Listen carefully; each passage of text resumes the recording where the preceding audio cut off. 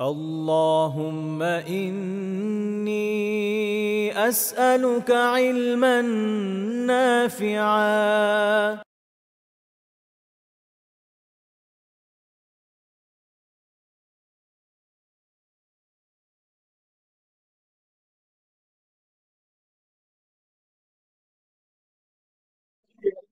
السلام عليكم ورحمة الله وبركاته. الحمد لله رب العالمين الرحمن الرحيم مالك يوم الدين، والصلاة والسلام على رسوله الأمين وعلى آله وصحبه أجمعين ومن تبعهم بإحسان إلى يوم الدين. أما بعد، فأعوذ بالله من الشيطان الرجيم. بسم الله الرحمن الرحيم. تبت يدا أبي لهب وتب، ما أغنى عنه ماله وما كسب، سيصلى نارا ذات لهب وامرأته حمالة الحطب في جيدها حبل من مسد। আল্লাহ সুবহানাহু ওয়া তাআলার বিশেষ মেহেরবানি, ইলমান নাফিআর সৌজন্যে কুরআন মাজিদ পড়ি জেনে বুঝে শিরোনামে 203তম দিনের মতো আমরা কুরআন মাজিদের হালাকায় অংশগ্রহণ করতে পেরেছি।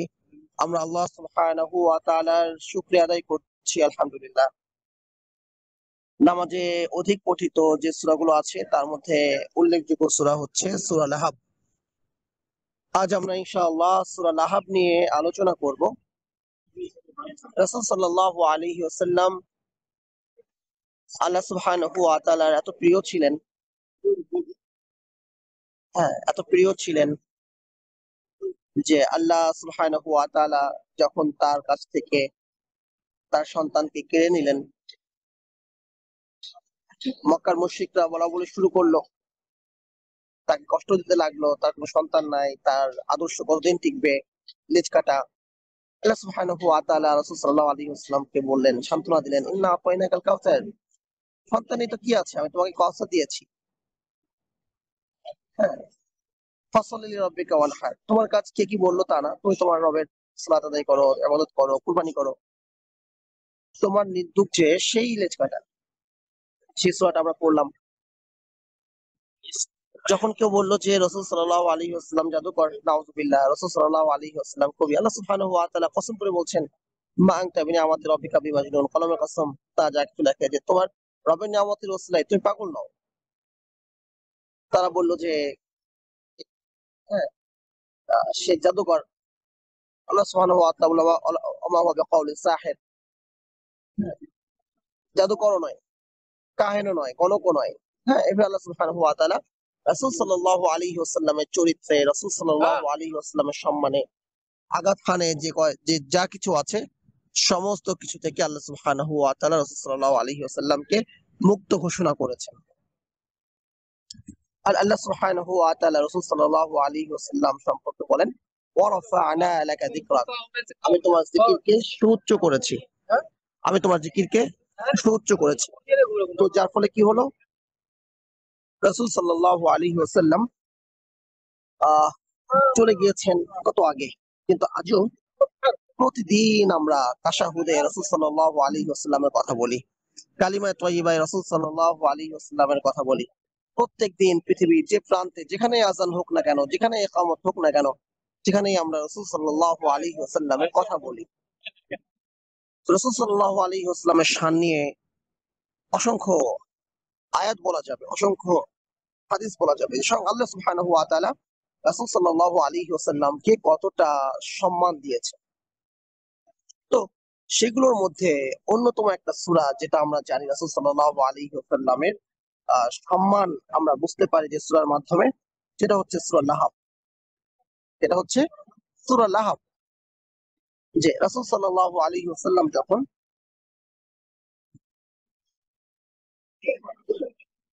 হেরা গুহায় গেলেন, হেরা গুহায় গিয়ে যখন ওহী প্রাপ্ত হলেন, তারপর এলেন, একটা সময় অতিবাহিত হলো। আল্লাহ সুবহানাহু ওয়া তাআলা তার রাসূল সাল্লাল্লাহু আলাইহি ওয়াসাল্লামকে বললেন, ওয়া আনজির আশিরাতাকাল আকরাবিন, তুমি তোমার নিকটাত্মীয়দের সতর্ক করো। রাসূল সাল্লাল্লাহু আলাইহি ওয়াসাল্লাম সাফা পাহাড়ের উপর দাঁড়ালেন, দাঁড়িয়ে ইয়া সাবাহা বলে ঘোষণা দিলেন। যখন কোনো সতর্কবার্তা হয়, যখন জরুরি কোনো ঘোষণা থাকে, তখন এইভাবে ঘোষণা করা হতো। সেই ঘোষণা শুনে সবাই একত্রিত হলো। রাসূল সাল্লাল্লাহু আলাইহি ওয়াসাল্লাম তাদেরকে সতর্ক করলেন, ইসলামের আহ্বান করলেন, তখন রাসূল সাল্লাল্লাহু আলাইহি ওয়াসাল্লামের আপন চাচা আবু লাহাব বলে উঠলো, তাব্বান ইয়াদাক, ধ্বংস হোক তোমার দুই হাত, আলিহাদা দাওতানা, এই জন্য আমাদেরকে ডেকেছো? হ্যাঁ, তো এই যে রাসূল সাল্লাল্লাহু আলাইহি ওয়াসাল্লাম সামান্য কটু কথা বলা, আল্লাহ সুবহানাহু ওয়া তাআলা আবু লাহাবের বিরুদ্ধে আয়াত নাযিল করলেন, সূরা নাযিল করলেন। এটা আমাদের জন্য শিক্ষা। একদিকে তো আমরা শিখবো, রাসূল সাল্লাল্লাহু আলাইহি ওয়াসাল্লামের গুরুত্ব মহত্ব, যেন আমরা তাকে চিনতে পারি, তাকে অনুকরণ করতে পারি। যে তার বিরুদ্ধে কেউ একটা কথা বলেছে, আল্লাহ সম্পূর্ণ একটা সূরা নাযিল করে ফেললেন। অপরদিকে রাসূল সাল্লাল্লাহু আলাইহি ওয়াসাল্লামের বিরুদ্ধচারণের পরিণতি আমাদের সমাজে এখন দিন দিন বাড়ছে। এই সংখ্যাটা, ইসলাম বিদ্বেষের পরিমাণ বাড়ছে। এর কারণ হচ্ছে ইসলামের সঠিক ইলমের চর্চা না থাকা, প্রসার না ঘটা। তো আমরা শুরু করি সূরা লাহাব। সূরা লাহাবের অর্থ হচ্ছে আবু লাহাবের দুই হাত ধ্বংস হোক এবং ধ্বংস হোক সে নিচে।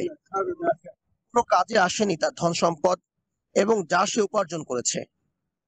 কোনো কাজে আসেনি তার ধন সম্পদ এবং যা সে উপার্জন করেছে। কারোরই কাজে আসে না যদি তা দ্বীনের পথে ব্যয় না হয়, যদি তা সদকায়ে জারিয়া না হয়, যদি তার সন্তান তার জন্য সম্পদ না হয়ে যায়।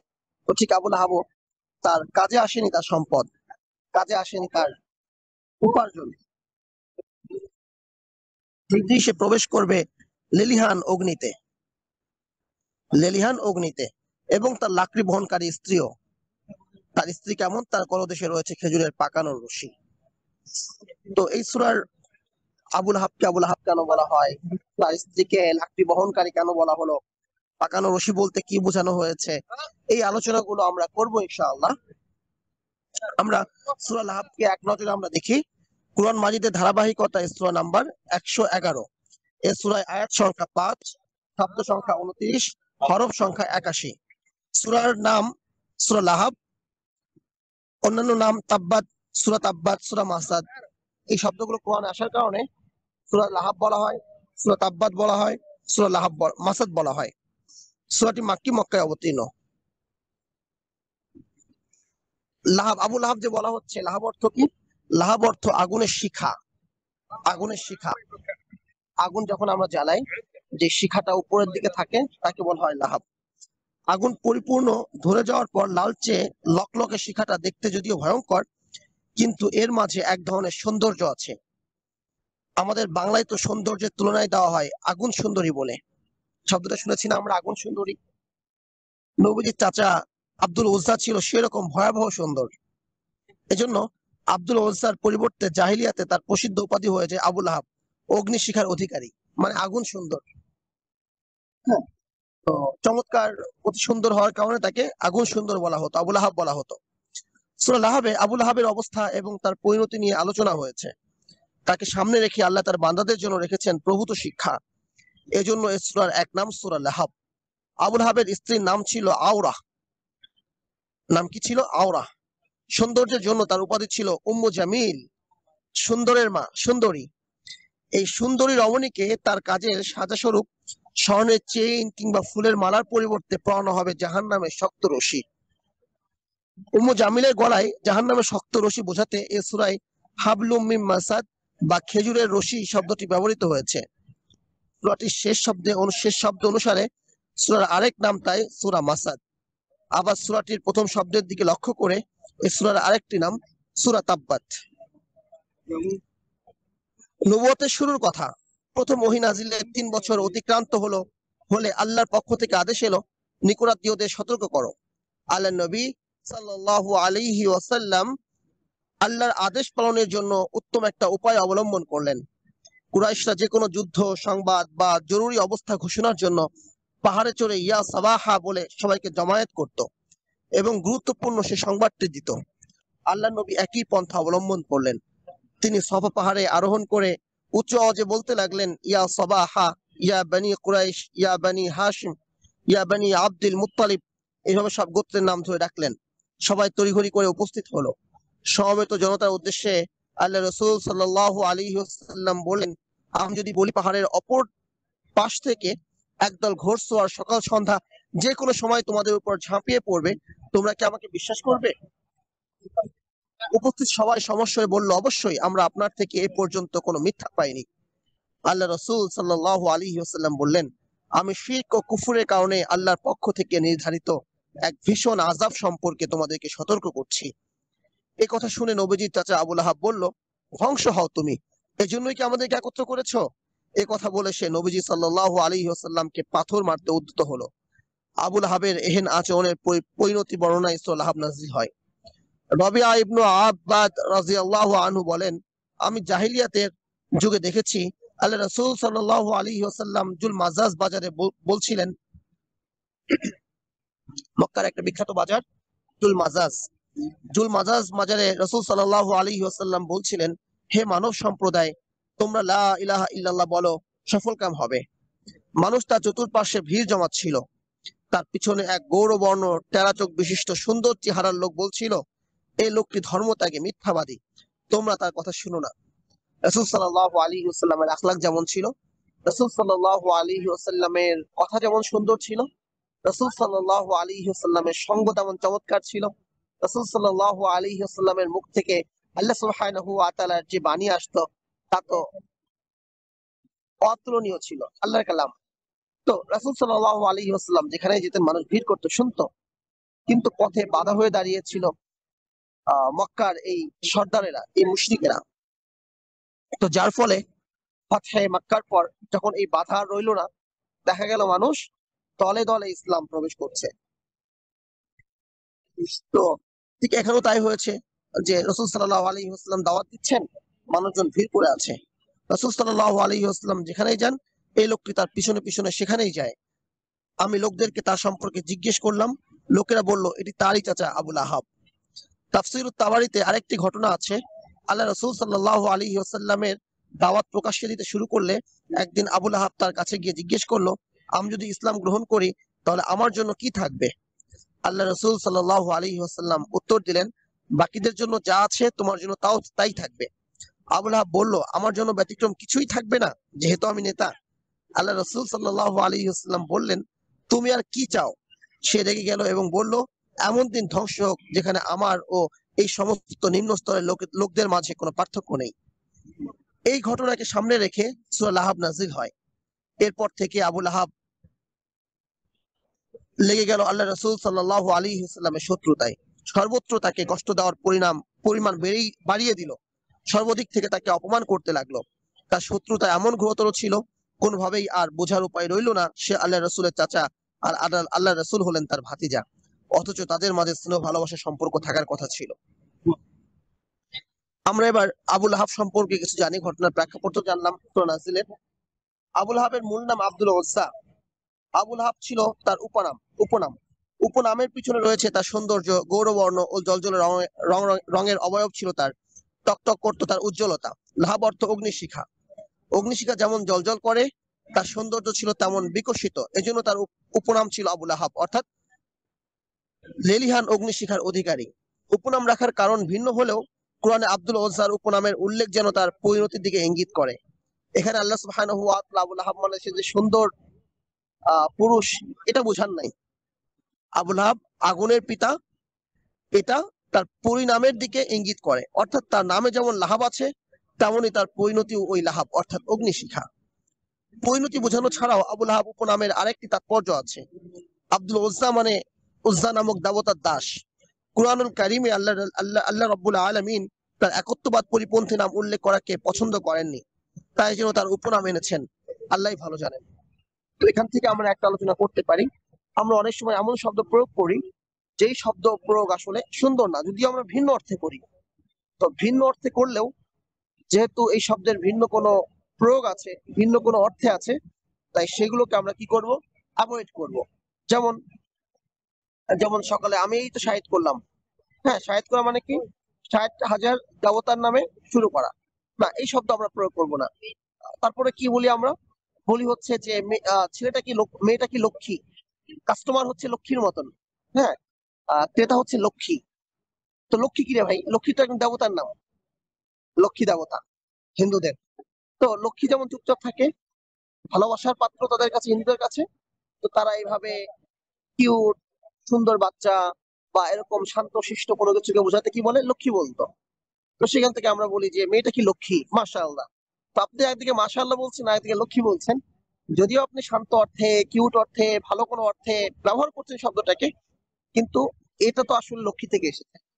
তো ভাষা প্রয়োগের ক্ষেত্রে এই জাতীয় বিষয়গুলো আমাদেরকে যথেষ্ট লক্ষ্য রাখা উচিত যে আমি যে শব্দটা প্রয়োগ করছি এই শব্দের আসলে আহ মূল অর্থটা আসলে কি দাঁড়ায়। তো আল্লাহ সুবহানাহু ওয়া তাআলা আব্দুল উজ্জা শব্দটা কোরআনে প্রয়োগ করেন নাই। আবুল হাব ছিল আল্লাহ রাসূল সাল্লাল্লাহু আলাইহি ওয়াসাল্লামের চাচা, আব্দুল মুত্তালিবের সন্তান এবং আবু তালেবের আপন ভাই। এতটা কাছের সম্পর্ক সত্ত্বেও আবুল হাব হয়ে উঠেছিল রাসূল সাল্লাল্লাহু আলাইহি ওয়াসাল্লামের ভয়ঙ্কর শত্রুদের একজন। কাছাকাছি ঘর হওয়ায় রসুলের সাধারণ চলাফেরাও সে বাধাগ্রস্ত করতে সক্ষম ছিল।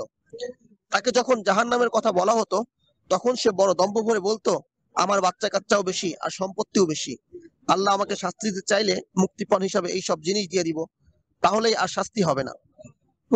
তাই আল্লাহ কি বললেন? তার উপার্জন, তার সম্পদ কোনো কিছু তার কাজে এলো না। আবুল আহাব তার পরিণতি দুনিয়া থেকেই ভোগ করতে শুরু করেছিল। এই সূরা নাযিলের পর থেকে বেঁচে থাকার অবশিষ্ট দিনগুলো কেটেছে তার বড় ভয়াবহ রূপে। সে জানতো আল্লাহ নবী সত্য, তাই মূলত অহংকার তাকে সত্য থেকে ফিরিয়ে রেখেছিল। ফলে আল্লাহ যখন তার ধ্বংসের কথা বলেছেন তখনই সে নিশ্চিত হয়েছে যে তার ধ্বংস অনিবার্য। অথচ আমরা বিশ্বাস করি বলছি, অথচ তারপরেও বিশ্বাস করি না। আমরা বলি মানছি, তারপরেও মানি না। আমরা বলছি ভালোবাসি, তারপরেও ভালোবাসি না। আমাদের ভালোবাসা আমাদের কর্মে প্রকাশ পায় না, আমাদের ভালোবাসা আমাদের কথায় ফুটে ওঠে না। রাসূল সাল্লাল্লাহু আলাইহি ওয়াসাল্লামের নাম যখন লিখি, সাল্লাল্লাহু আলাইহি ওয়াসাল্লাম ফুলটা লিখতে কার্পণ্য করি। সব কথা লিখতে পাচ্ছি, সাল্লাল্লাহু আলাইহি ওয়াসাল্লাম লিখতে গেলে আমি সংক্ষেপে নাম ব্যবহার করি, লিখে দেই। হ্যাঁ, অথবা ইংলিশে SAW লিখে দেই। কেন? আমি সাল্লাল্লাহু আলাইহি ওয়াসাল্লাম পরিপূর্ণটা লিখলে সমস্যা কি রে ভাই? কতটুকু জায়গা বেশি লাগবে? কয়টা কিবোর্ড, কয়টা বাটন, মানে আমাকে বাটন বেশি প্রেস করতে হবে? কতটুকু কালি শেষ হবে? হ্যাঁ, সময় কতটুকু ফুরাবে? তো সাল্লাল্লাহু আলাইহি ওয়াসাল্লাম লিখতে আমরা দ্বিধা করি, বলতে অনেক সময় আমরা কার্পণ্য করি। হ্যাঁ, আর দিনের মধ্যে 100 বার 200 বার রাসূল সাল্লাল্লাহু আলাইহি ওয়াসাল্লামের প্রতি দুরূদ পড়া, এটা যেন আমাদের কাছে এখন সৌভাগ্যের ব্যাপার। কিন্তু এটা ছিল স্বাভাবিক যে আমি পড়বই। রাসূল সাল্লাল্লাহু আলাইহি ওয়াসাল্লামকে ভালো না বাসতে পারলে জীবনে কাকে ভালোবাসবো? হ্যাঁ। তো আবুল আহাব নিশ্চিত হয়েছিল তার ধ্বংস অনিবার্য। অবশেষে বদর যুদ্ধের 7 দিন পর সে আদাসা নামক এক ধরনের মৃগী রোগে আক্রান্ত হয়। এই রোগীকে কেউ স্পর্শ করতো না, সে কত দূরের কথা। এভাবে একাকী রোগে রোগে ভুগে একলা ঘরে সে মারা যায়। মৃত্যুর পরেও কেউ তার কাছে ঘেঁষেনি। এরপর যখন লাশ থেকে গন্ধ ছড়াতে শুরু করলো, কিছু লোক গর্ত করে লাঠি দিয়ে তাতে তার লাশ ফেলে মাটি চাপা দিয়ে দেয়। এইভাবেই ধন সম্পদ ও সন্তানাদির অহংকারে পূর্ণ পাপিষ্ঠের দুনিয়ার বিদায় হয়, আর আখিরাতে তার জন্য অপেক্ষা করে আছে লাহাব তথা লেলিহান অগ্নিশিখা। তো আবুল আহাবের সন্তানদের সম্পর্কে একটু আমরা কথা বলি। মানুষের অন্তরে প্রতিপত্তির অহংকার জন্মায় দুই কারণে, সম্পদ ও সন্তান। আবুল আহাবের দুটোই ছিল, প্রচুর পরিমাণে সম্পদ আর ছেলে মেয়ের কারণে সে ছিল মক্কার নেতৃস্থানীয় ও সম্ভ্রান্ত এক পরিবারের কর্তা। নবীজি সাল্লাল্লাহু আলাইহি ওয়াসাল্লামের মহাচরিত্র তাকে মুগ্ধ করে। ফলে সে নবীজি সাল্লাল্লাহু আলাইহি ওয়াসাল্লামের মেয়েদেরকে তার ছেলেদের সাথে বিয়ে দেওয়ার জন্য প্রস্তাব পাঠায়। এই পরিচয়টা আমরা অনেকেই কিন্তু জানি না। আবুল আহাব রাসূল সাল্লাল্লাহু আলাইহি ওয়াসাল্লামের চাচা ছিল, হ্যাঁ, এই পর্যন্ত আমরা জানি। কিন্তু এর পরের কথাগুলো কিন্তু আমরা অনেকেই জানি না যে রাসূল সাল্লাল্লাহু আলাইহি ওয়াসাল্লামের মেয়েদের সাথে আবুল আহাবের দুই ছেলের বিয়ে হয়, মানে দুই মেয়ের সাথে দুই ছেলের বিয়ে হয়। সেই গল্পটা আমরা বলি। নবীজি সাল্লাল্লাহু আলাইহি ওয়াসাল্লামের মহাচরিত্র তাকে মুগ্ধ করে। ফলে সে নবীজি সাল্লাল্লাহু আলাইহি ওয়াসাল্লামের মেয়েদেরকে তার ছেলেদের সাথে বিয়ে দেওয়ার জন্য প্রস্তাব পাঠায়। রাসূল সাল্লাল্লাহু আলাইহি ওয়াসাল্লাম তা কবুল করেন। আবুল আহাবের 3 ছেলে ছিল, উতবা, উতাইবা ও মাতাব। আবুল আহাবের 2 ছেলের সাথে নবীজির 2 মেয়ের বিয়ে হয়। উতাইবার সাথে উম্মুল কুলসুম রাদিয়াল্লাহু আনহার এবং উতবার সাথে রুকাইয়া রাদিয়াল্লাহু তাআলা আনহার বিয়ে হয়। সূরা লাহাব নাজিলের পর আবুল আহাব তার ছেলেদেরকে তালাক দেওয়ার আদেশ দেয়। বাবার আদেশে সন্তানেরা তাই করে। উতাইবা ও উতবা দুজনেই উম্মু কুলসুম ও রুকিয়া রাদিয়াল্লাহু আনহুমাকে তালাক দেয়। বলে রাখা ভালো, নবী কন্যা যায়নাব, রুকাইয়া ও উম্মু কুলসুম সবাই মুসলিম হলেও তাদের স্বামীরা ছিল কাফির। আর তখন ফাতেমা রাদিয়াল্লাহু তাআলা আনহা ছিলেন ছোট, তাই তার বিয়ে হয়নি। হ্যাঁ, আমরা যে 4 মেয়ের কথা জানি, রুকাইয়া, উম্মু কুলসুম, যায়নাব এবং ফাতিমা, 3 মেয়ের বিয়ে হয়েছিল, যায়নাব, রুকাইয়া এবং কুলসুম। আর ফাতেমা রাদিয়াল্লাহু তাআলা আনহার বিয়ে তো মদিনায় হয়েছে আলী রাদিয়াল্লাহু তাআলা আনহার সাথে। কাফিরের সাথে মুসলিম বিবাহ বন্ধনে আবদ্ধ হতে পারবে না, এই বিধান ইসলামের প্রথম যুগে ছিল না। যা হোক, উতাইবার সাথে নবীজির কন্যা উম্মু কুলসুম রাদিয়াল্লাহু তাআলা আনহার শুধু আগদ হয়েছিল, তখনও সংসার শুরু হয়নি। আবু লাহাবের আদেশে উতাইবা শুধু উম্মু কুলসুমকে তালাকই দেয়নি, বরং সে আল্লাহ রাসূল সাল্লাল্লাহু আলাইহি ওয়াসাল্লামের সাথে ধৃষ্টতাপূর্ণ আচরণ করে, অত্যন্ত বিয়াদবি করে। উতাইবা আল্লাহ রাসূল সাল্লাল্লাহু আলাইহি ওয়াসাল্লামের কাছে আসে এবং বলে, আমি তোমার দ্বীন অস্বীকার করলাম এবং তোমার মেয়েকে ছেড়ে দিলাম। আমি তোমাকে ভালোবাসি না, তুমি আমাকে ভালোবাসো না। এই বলে সে নবী কন্যা উম্মু কুলসুমকে তালাক দেয়। এমনকি সে আল্লাহ রাসূল সাল্লাল্লাহু আলাইহি ওয়াসাল্লামের দিকে থুতু দেয়, যদিও তা আল্লাহ রাসূলকে স্পর্শ করতে পারেনি। নাউজুবিল্লাহ। তার কথায় ও কাজে কষ্ট পেয়ে নবীজি তার জন্য বদদোয়া করেন, হে আল্লাহ, আপনি এর জন্য আপনার কুকুরদের মধ্য থেকে একটি কুকুরকে নিযুক্ত করে দিন। শুধু তাই নয়, উতাইবা নবীজির আরেক জামাতা বড় মেয়ে যায়নাব রাদিয়াল্লাহু তাআলা আনহার স্বামী আবুল আসের কাছে যায়। আবুল আস তখনও ইসলাম গ্রহণ করেননি।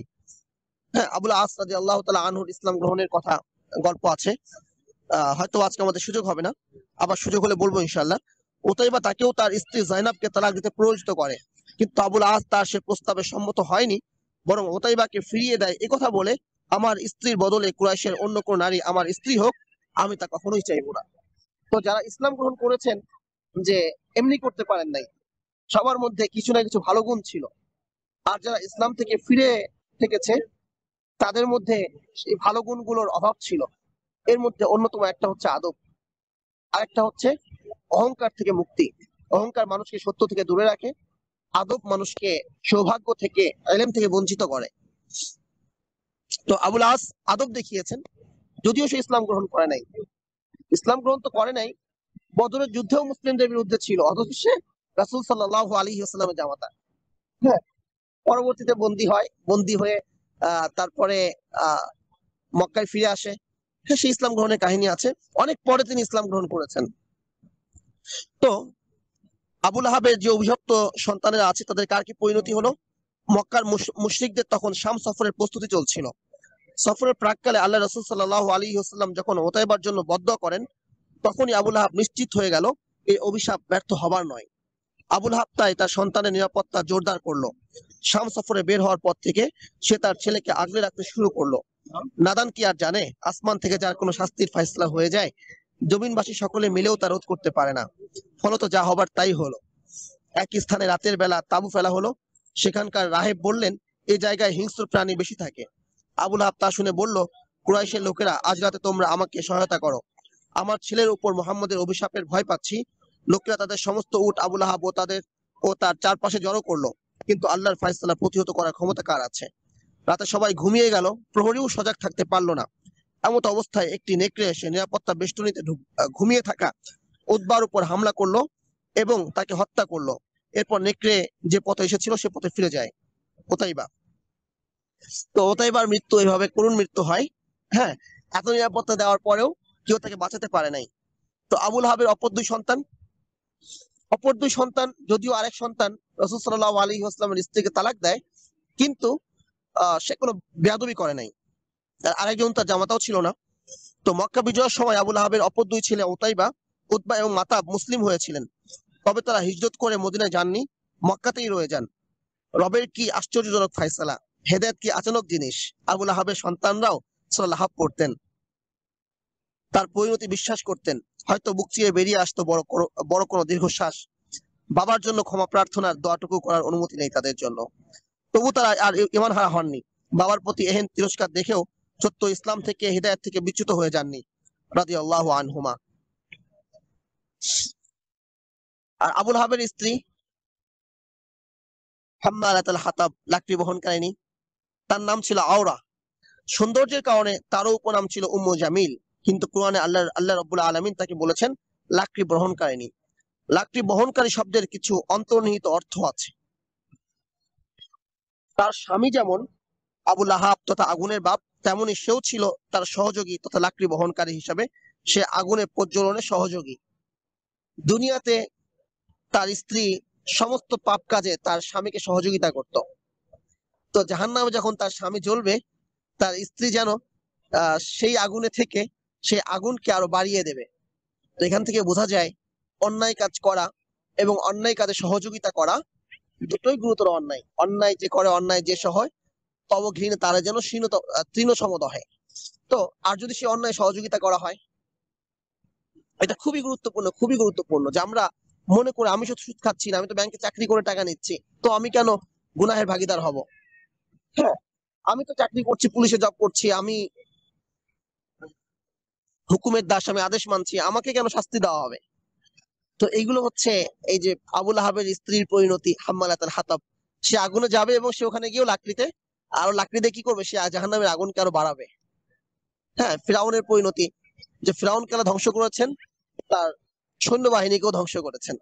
এই ব্যাপারগুলো আমাদের খুব করে বোঝা দরকার। তো স্বামী যেমন ছিল আবুল আহাব তথা আগুনের বাপ, তেমনই সেও ছিল তার সহযোগী তথা লাকড়ি বহনকারী হিসাবে। সে আগুন প্রজ্বলনে সহযোগী। উম্মু জামিল নবীজির বিরোধিতায় সার্বিকভাবে তার স্বামীকে সহযোগিতা করত। সহযোগী হিসাবে লাকড়ি বহনকারিনী বলে আল্লাহ তাকে তিরস্কার করেছেন। স্বামীর সাথে তাকেও জাহান্নামের আগুনে যেতে হবে। এটা হচ্ছে 1 নম্বর ব্যাখ্যা। 2, উম্মু জামিল বিত্তশালী হওয়া সত্ত্বেও ছিল কৃপণ, কোনো সেবক রাখতো না সে। ফলে সে ঘরের কাজের পাশাপাশি বাহিরের কাজও নিজেই করত। জঙ্গলে গিয়ে কাঠ কাটতো এবং নিজেই তা বহন করে নিয়ে আসতো, যা কোনো নারীর কাজ নয়। আল্লাহ তাকে তার এই বিশেষণে উল্লেখ করে যেন চূড়ান্ত পর্যায়ে নিন্দা করছেন। এই লাকড়ি বহন উম্মু জামিলের অন্তরে দুর্বিসন্ধির জন্ম দেয়। সে আল্লাহ রসুল সাল্লাল্লাহু আলাইহি ওয়াসাল্লামের চলার পথে লাকড়ি বিছিয়ে রাখতো। অনেক সময়ই তাতে স্বয়ং আল্লাহ রসুল সাল্লাল্লাহু আলাইহি ওয়াসাল্লাম আঘাত পেতেন। তার কাছে আগত বিভিন্ন সাহাবীও তাতে আঘাত পেতেন। এভাবে সে নানাভাবে আল্লাহ রসুলকে কষ্ট দিত। যেহেতু রসুলের ঘরের কাছেই ঘর ছিল, হ্যাঁ, তো তার জন্য কষ্ট দেওয়াটা সহজ ছিল। 3, লাকড়ি বলতে এখানে বোঝা তথা অন্যের গুনাহের বোঝা বোঝানো হয়েছে। উম্মে জামিলের চগলখুরির দোষ ভয়াবহ ছিল। সবগুলোই বাস্তব। হ্যাঁ, প্রথমটাও যেমন হতে পারে, সে যে আল্লাহ রসুলকে লাকড়ি দিয়ে কষ্ট দিত, এটাও প্রমাণিত ইতিহাস দ্বারা। 3 হচ্ছে আবুল আহাবের স্ত্রী ছিল প্রচন্ড ভাবে চগলখোর। সে একজনের কথা আরেকজনের কাছে গিয়ে লাগাতো। নবীজির বিরোধিতায় তার এই অভ্যাস বহুগুণে বৃদ্ধি পেয়েছিল। সে বিভিন্ন জায়গায় গিয়ে কুট্টামি করতো, রসুলের নামে কথা লাগাতো। হ্যাঁ, সে বিরোধিতা করত। এইভাবে সে নিজের উপর চগলখুরির গুনাহকে ভারী করে যাচ্ছিল। যেহেতু সে শিক্ষিত ছিল, ভাষা জানতো, কবিতা আবৃত্তি করতে পারতো ভালো, তো তার কথা মানুষজন শুনতো। তো এভাবে সে, আবার তার সৌন্দর্যও ছিল, মানুষ তার কথা শুনতে পছন্দ করত, তার সঙ্গ পছন্দ করত। তো এইভাবে সে মানুষের কাছে গিয়ে পিছনে পিছনে রাসূল সাল্লাল্লাহু আলাইহি ওয়াসাল্লামের নামে অনেক কথা বলতো। তাই সে লাকড়ি বহনকারিনী, সে ছিল গায়িকাও। নানা কুৎসা করে সে এলাকায় ছড়িয়ে দিয়েছিল। উম্মু জামিল সূরা লাহাব যখন শুনতে পায়, সে রাগে ফেটে পড়ে। রাগে সে অগ্নিমূর্তি ধারণ করে পাথর হাতে আল্লাহ রসুলের দিকে তেড়ে আসে। আল্লাহ রসুল সাল্লাল্লাহু আলাইহি ওয়াসাল্লাম তখন কাবা চত্বরে বসেছিলেন।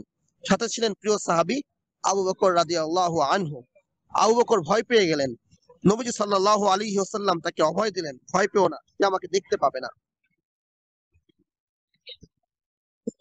উম্মু জামিল আবু বকরকে জিজ্ঞেস করলো, তোমার সঙ্গী নাকি আমার নামে নিন্দা করছে?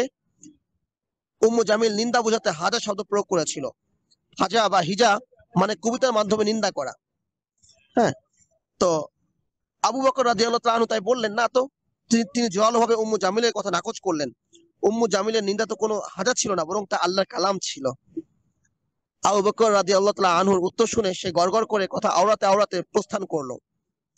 আবু বকর রাদিয়াল্লাহু তাআলা আনহু অবাক হলেন। আল্লাহ রাসূল সাল্লাল্লাহু আলাইহি ওয়াসাল্লাম তো পাশেই ছিলেন, দেখতে পেল না। সে চলে যাওয়ার পর আল্লাহ রাসূল সাল্লাল্লাহু আলাইহি ওয়াসাল্লাম বললেন, ফেরেশতাদের একটা দল আমাকে তার চোখ থেকে আড়াল করে রেখেছিল। আল্লাহ তার ক্ষতি থেকে আমাকে হেফাজত করেছেন। এভাবে একের পর এক কর্মকাণ্ডে সে অস্থিরতা সৃষ্টি করে রাখতো মুসলিমদের চারপাশে। এর পরিণতি হলো দুঃখজনক। আখিরাতে শাস্তি তো তোলাই রইল, দুনিয়াতেও সে এর কিছু স্বাদ আস্বাদন করলো। সন্তান মারা গেল নেকড়ের কামড়ে। তার সব কুকর্মের আশ্রয় দিয়ে তার স্বামী আবুল আহাব মারা গেল মহামারীতে। আর সে নিজে মারা গেল রাস্তাঘাটে। বর্ণিত আছে, একদিন লাকড়ি জমা করে রশিতে বেঁধে নিয়ে আসার সময় গলায় রশি পেঁচিয়ে শ্বাসরুদ্ধ হয়ে সে মারা যায়। হয়তো তার গলদেশে পেঁচানো খেজুরের রশি আয়াতে এদিকেই ইঙ্গিত করা হয়েছে। তবে অনেক মুফাসসির বলেছেন এই আয়াত তার আখিরাতের অবস্থা বর্ণনা করছে। হাম্মালাতুল হাতাব উদ্দেশ্য, সে দুনিয়াতে যেমন লাকড়ি বহন করত, জাহান্নামেও তার পিঠে জাক্কুম তথা জারি বৃক্ষে লাকড়ির বোঝা থাকবে। গলদেশে রশি দ্বারা উদ্দেশ্য হলো জাহান্নামের শিকল। তার গলায় জাহান্নামের শিকল পেঁচানো থাকবে। যেমন শাস্তি তার বৈশিষ্ট্যের অন্যান্য জাহান্নামীদেরও দেওয়া হবে। তো এই সূরাটা নিয়ে আমরা একটু চিন্তা ভাবনা করি। নিয়ামতের স্থায়িত্বের জন্য কৃতজ্ঞ হওয়া জরুরি। এক, অনেকের কাছে সফলতা মানেই যেন পদ, সম্পদ আর খ্যাতি। মোটামুটি বিত্তশালী কিংবা সেলিব্রিটি হতে পারলেই যেন অন্ধ হয়ে যাওয়া নিয়ম, যে অন্ধত্বে শুধু একটা অবয়বই দেখতে পাওয়া যায়, আমি। অর্থ সম্পদের প্রাচুর্যে ভুলে যায় আজ আমরা যেগুলোকে নিজের উপার্জন ভাবছি, এগুলো মূলত আল্লাহর পরীক্ষা। আল্লাহ দেখেন কিছু সময়ের মালিকানায় আমরা নিজেকে মালিকই ভেবে বসেছি, নাকি প্রকৃত মালিক আল্লাহর দেখানো নির্দেশনায় সেগুলো যথাযথ ব্যবহার করছি। আল্লাহ দেখেন আমরা নিয়ামত নিয়ে প্রবঞ্চিত হয়েছি, নাকি মহান দাতার প্রতি কৃতজ্ঞ থেকেছি। মূলত প্রতিটি নিয়ামতই আল্লাহর পক্ষ থেকে পরীক্ষা। পরীক্ষার ফলাফলে দুটো দিক থাকে, রহমত ও গজব। যদি নিয়ামতের যথাযথ কদর করা হয়, সঠিক পন্থায় হক আদায় করে তা থেকে ফায়দা নেওয়া হয়, তাহলে নিয়ামত যেমন বাড়ে, তেমনি নিয়ামত দাতাও খুশি হন। আর যদি আমরা নিয়ামত পেয়ে মহান্ত হয়ে যায়, এসবকে নিজের অর্জন ভেবে অহংকার বোধ করি, তবে তা আল্লাহর গজব এবং আযাবে পরিণত হয়। পরিণতি হয় ভয়ঙ্কর। আল্লাহ রাব্বুল আলামিন বলেন, লা ইন শাকারতুম লাযিদান্নাকুম ওয়া লা ইন কাফারতুম ইন্না আযাবি লাশাদীদ। যদি তোমরা শুকরিয়া আদায় করো, আমি অবশ্যই তোমাদেরকে বাড়িয়ে দিব, আর যদি অকৃতজ্ঞতা করো, জেনে রাখো আমার শাস্তি বড় ভয়াবহ। সূরা লাহাবে আমরা এর প্রতিফলন দেখতে পাই, যেমন আয়নায় দেখতে পাই নিজেদের প্রতিবিম্ব। আবু লাহাবকে 3টি নিয়ামত দিয়েছিলেন। 1, সম্পদ, 2, সন্তানাদি, 3, তার প্রতি অনুগত ও ভালোবাসা প্রবণ স্ত্রী। 1, সম্পদ, 2, সন্তানাদি, 3, তার প্রতি অনুগত ও ভালোবাসা প্রবণ স্ত্রী। যদি সে এই নিয়ামতগুলো যথাযথ কদর করত এবং উপযুক্ত ফায়দা নিত, সে আখিরাতেও সম্মানিতদের অন্তর্ভুক্ত হতো। কিন্তু সে নিয়ামত পেয়ে এগুলোকে নিজের অর্জন ভাবলো এবং সম্মানের কারণ ভাবলো। সন্তানদেরকে ঈমান আনার বদলে আল্লাহ রাসূলকে কষ্ট দেওয়ার জন্য আদেশ করলো, আর সমমনা স্ত্রীকেও সে তার নাফরমানের কাজে সহযোগী বানালো। ফলত আল্লাহ তাদেরকে এমন ভাবে শিক্ষা দিলেন যেন সবার সামনে আবারও স্পষ্ট হয়ে যায় পার্থিব জীবনে সবকিছু আল্লাহর পক্ষ থেকে আসে এবং সর্বাবস্থায় আল্লাহর অনুগ্রহের প্রতি কৃতজ্ঞ থাকা নিজের জন্যই একটি আবশ্যক অভ্যাস। 2 নম্বর শিক্ষা বা তাদাব্বুর এই সূরা থেকে মুশরিক পরাশক্তি এবং আজকের দিনে সূরা লাহাবের বাস্তবতা। বর্তমান বিশ্ব মোড়ল কারা আজ বিশ্ব রাজনীতি নিয়ন্ত্রণ করছে? নিশ্চয় আমরা এমন কিছু দেশের নাম বলবো যারা অর্থনৈতিক এবং সামরিক কৌশলে শক্তিশালী। দুনিয়া নেতৃত্ব দেওয়ার ক্ষেত্রে অর্থনৈতিক সক্ষমতা ও সামরিক ক্ষমতাকে মূল মনে করা হয়। আমরা দেখি বর্তমান মুসলিম বিশ্ব এই 2 ক্ষেত্রে পিছিয়ে। এরপরও তথাকথিত বৈশ্বিক শক্তিগুলো মুসলিমদের সবসময় দমানোর চেষ্টায় রত। তারা মুসলিমদের দ্বীনি ও নৈতিক অবক্ষয়ের পিছনে ব্যয় করছে বিলিয়ন বিলিয়ন ডলার। কেন? শুধু একটাই ভয়, যেন তাদের ঈমান জেগে না ওঠে। দুনিয়া নিয়ে ডুবে থেকেই যেন তারা শতাব্দী কাটিয়ে দেয়। মুসলিমদের মধ্যে এমন একটা জামাত থাকবে যারা দুনিয়ার সুরা পান করবে না। এরা সজাগ, তৎপর। ফলে তাদের বিরুদ্ধে নানা অজুহাতে চলে আক্রমণ আর নিপীড়ন। মানবাধিকারের ধ্বজাধারী গোষ্ঠী অথবা রাষ্ট্র মুসলিমদের উপর জুলুম দেখা সত্ত্বেও থাকে নীরব, কারণ তা জানে ঈমানদার মুমিনরা একবার শক্তভাবে মাথা তুলতে পারলে তাদেরকে ভেসে যেতে হবে না। তারা অস্ত্র ও অর্থের কারণে ভেসে যাবে না, ভেসে যাবে ঈমানের তাকতের কাছে হেরে গিয়ে। ঈমান যত দৃঢ় হয়, আল্লাহর সাহায্য তত কাছাকাছি হয়। আল্লাহর সাহায্য আর ঈমান যখন মিশে যায়, তখন দুনিয়াতে এমন কোনো অস্ত্র থাকে না যে অস্ত্র মুমিনের হৃদয় ভেদ করতে পারে। এমন কোনো জনশক্তি থাকে না যে জনসংখ্যা মুমিনের লাশ গুনতে পারে। কুফফারদের অন্তরে এই যে ঈমানের প্রতি ভয়, এটা আল্লাহর পক্ষ থেকে দেওয়া। কুফর মানেই ঈমানের প্রতি ভীতি। এই ভীতির জায়গায় সবল দুর্বল আর ধনী দরিদ্রের বিভেদ থাকে না। যেমন ভীতি ছিল আবু লাহাবের, কাফির হওয়া সত্ত্বেও সে ঠিক বিশ্বাস করত আল্লাহ রাসূল সাল্লাল্লাহু আলাইহি ওয়াসাল্লামের কথা বৃথা যাবে না। এরপর থেকে আতঙ্ক হয়ে গিয়েছিল তার নিত্য সঙ্গী। সেজন্য পৃথিবীতে মাথা তুলতে মুসলিমদের জন্য শুধু অন্তরের ঈমানের জমিনটা উর্বর করা জরুরি। এরপর মুমিন নিজেই গুণে শেষ করতে পারবে না কতগুলো ফল দেওয়া গাছ গজিয়েছে সে উর্বর জমিনের বুকে। হ্যাঁ, তো আবু লাহাব যেমন রাসূল সাল্লাল্লাহু আলাইহি ওয়াসাল্লামের বদদোয়াকে ভয় পেয়েছে, সারা বিশ্ব আমাদেরকে ভয় পাবে। ভয় পায় না। এটা ঠিক যে আমরা সম্পদে পিছিয়ে, এটা ঠিক যে আমাদের সরঞ্জামে আমরা পিছিয়ে, কিন্তু এগুলো আসলে মূল কারণ না। মূল কারণটা হচ্ছে আমরা ঈমানে পিছিয়ে। সম্পর্কের জেদ ধরে জান্নাতে যাওয়া যাবে না। 3 নম্বর শিক্ষা আমাদের, সম্পর্কের জেদ ধরে জান্নাতে যাওয়া যাবে না। দুনিয়ার সবখানেই তো আজ সম্পর্কের শক্তি। এলাকার মাস্তান যেমন এসে বলে, আমি কে চিনোস, অমুকের ভাতিজা, তেমনই তথাকথিত শিক্ষিত মহলেও শোনা যায়, আপনি আমাকে চেনেন, আমি অমুকের বন্ধু অমুক। কেউ একজন কোনো বিশেষ পদে থাকা যেন বাকিদের হ্যাডম দেখানোর উপায়। কথাটা একটু ভিন্ন রকম, তবুও বলতে হচ্ছে। এমনকি ছোটখাটো আমলা শ্রেণীর ভাইও যে কোনো জায়গায় নিজের পরিচয় দেয়, আমার ভাই অমুক অমুক পদে আছে।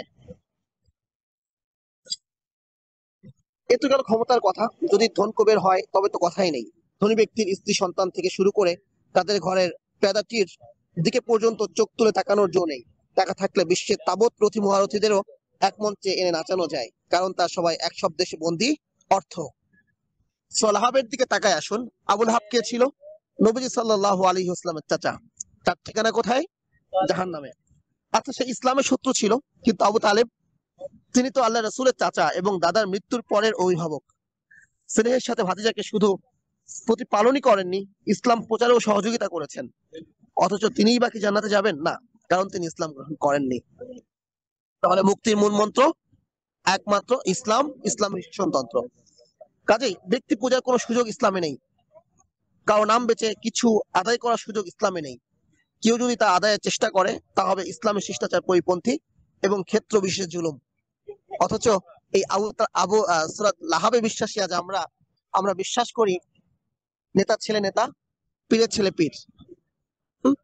তো সম্পদ সম্পদ এটা তো জন্মসূত্রে পাওয়া যায়, এটা কোনো মূল্য আল্লাহ সুবহানাহু ওয়া তাআলার কাছে নাই। এটা আমাদের প্রতি আল্লাহ সুবহানাহু ওয়া তাআলার একটা সামান্য অনুগ্রহ। কিন্তু ইসলামের নেতৃত্ব, এটার সাথে সম্পর্ক হচ্ছে ইলমের, নবীর ওয়ারাসাত। সেই ওয়ারাসাত পাওয়া যায় জন্মসূত্রে না, সেই ওয়ারাসাত পেতে হয় ইলমের মাধ্যমে, যে ইলমের সাথে আমলের সম্পর্ক আছে। আল্লাহ সুবহানাহু ওয়া তাআলা আমাদেরকে বুঝবার তৌফিক দান করুন। নিছক বংশ পরিচয়, নিছক সন্তান হওয়া কারো মুসলিম হওয়ার জন্য যথেষ্ট না, মুসলিম হওয়ার জন্য যথেষ্ট না।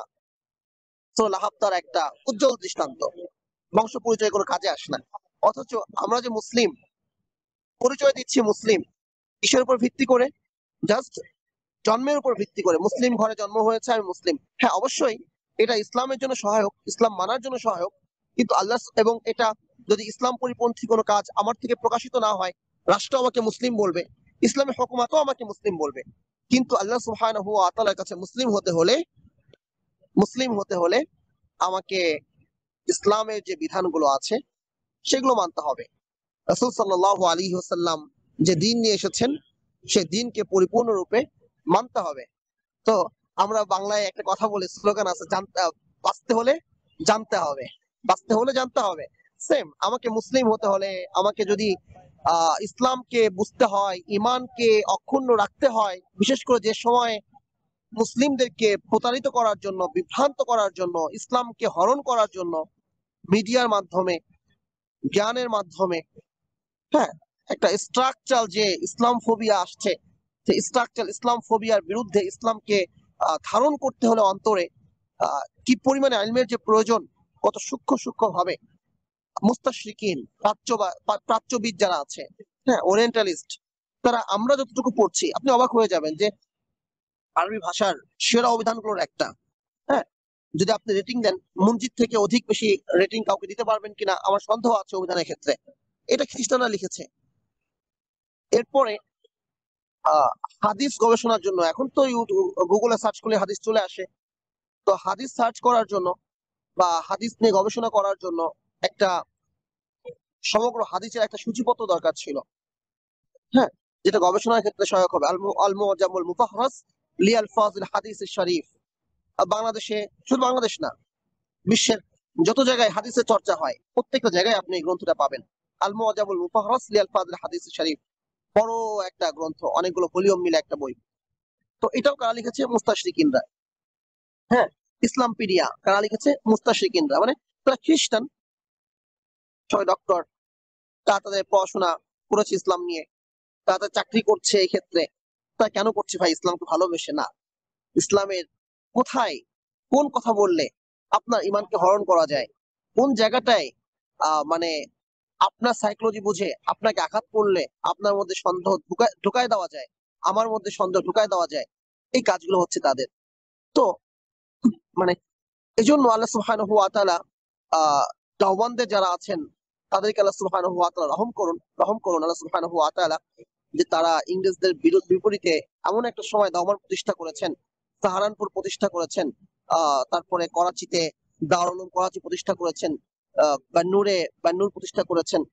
তো এরকম অসংখ্য প্রতিষ্ঠান, এবং সেই প্রতিষ্ঠানগুলোর শুরুতে দক্ষিণ আফ্রিকাতে প্রতিষ্ঠান হয়েছে, লন্ডনে প্রতিষ্ঠা হয়েছে, নিউ ইয়র্কে প্রতিষ্ঠা হয়েছে দারুল উলুম নিউ ইয়র্ক। এই প্রতিষ্ঠানগুলো মাশাআল্লাহ মাশাআল্লাহ বাংলাদেশে আছে, যে এখানে সে প্রাচ্যবাদের প্রভাবটা মুক্ত। এছাড়া খুব কঠিন, আজকে আপনি আরবের বড় বড় রাষ্ট্রগুলোতে দেখেন ইসলামিক সাবজেক্টগুলো যারা পড়াচ্ছে পিএইচডি হোল্ডার, কোথেকে তারা পিএইচডি করেছে? তারা ওই অক্সফোর্ড থেকে পিএইচডি করে এসেছে, মানে ইসলাম শিখাচ্ছে মুসলিম কান্ট্রিতে। হ্যাঁ, কিন্তু কাদের কদর বেশি? যারা পিএইচডি করেছে অক্সফোর্ড থেকে, যারা পিএইচডি করেছে ক্যামব্রিজ থেকে। তো ইসলাম আজকে শিখতে হচ্ছে তাদের কাছ থেকে। তো কি হয়েছে? ফলাফল হয়েছে যে আমাদের দেশে সাধারণ একটা মাদ্রাসা, যেখানে টিন থেকে পানি পড়ে, ফ্লোরে মানে স্যাঁতসেঁতে হয়ে আছে, ওখানে বাচ্চারা একজন উস্তাদকে যে পরিমাণ সম্মান দেয়, মসজিদে হারামে এলাকায় উস্তাদ সেই পরিমাণ সম্মান পায় না। আমি দেখেছি, আমি বহুবার এই বিষয়গুলো দেখেছি। গত বছর একবার একটা হাদিসের দার্সে বসলাম মসজিদ নববীতে, দার্স শেষে উস্তাদ, হ্যাঁ দার্স শেষে উস্তাদ ওই হাদিসের বইয়ের উপর, হাদিসের কিতাবের উপর দিয়ে পা দিয়ে চলে গেলেন। এটা কি কল্পনা করতে পারবেন আমাদের দেশে একদম নিম্নমানের একজন টিচারও কি কখনো এই কাজ করবে? হাদিসের কিতাবের উপর দিয়ে চলে যাবে। কিতাবটা নামও বলে দিচ্ছি, জাহাদুল মুস্তানকে। তো যাই হোক, এটা আমি কেন বললাম, মানে এই জায়গাটাতে পুরো বিশ্বে ইসলামটা, মানে ইসলামের ইলমের যে সেবাটা মানে করছে দাওয়ান, একটা আদলে কত প্রতিষ্ঠান হয়েছে, এটা একটা বিপ্লব। কিন্তু দেখেন আজহার আজকে আছে, এক আজহারের আদলে আরেকটা আজহার গড়ে ওঠে নাই, জামিয়া আজহার একটা গড়ে ওঠে নাই, এক জামিয়াতুল মদিনার যে ইউনিভার্সিটি আছে, হ্যাঁ, তো এই মদিনার ইউনিভার্সিটি আদলে আরেকটা মদিনার ইউনিভার্সিটি গড়ে ওঠে নাই, যে উম্মুল কুরা আদলে আরেকটা উম্মুল কুরা গড়ে ওঠে নাই।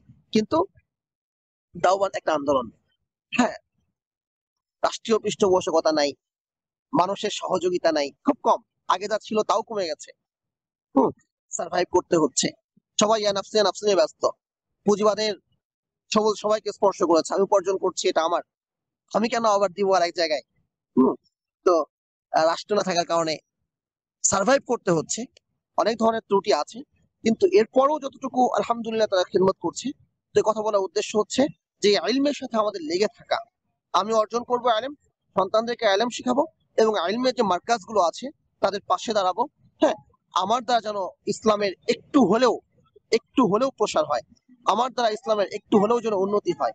তো ইলম হচ্ছে ওয়ারাসাতের মাধ্যম, বংশ পরিচয়, হ্যাঁ, সম্পর্ক ইত্যাদি কোনো কিছুই আমাদের মুক্তির ওসিলা হতে পারে না। তো আজকে এতটুকু, আল্লাহ সুবহানাহু ওয়া তাআলা আমাদেরকে আমল করার তৌফিক দান করুন।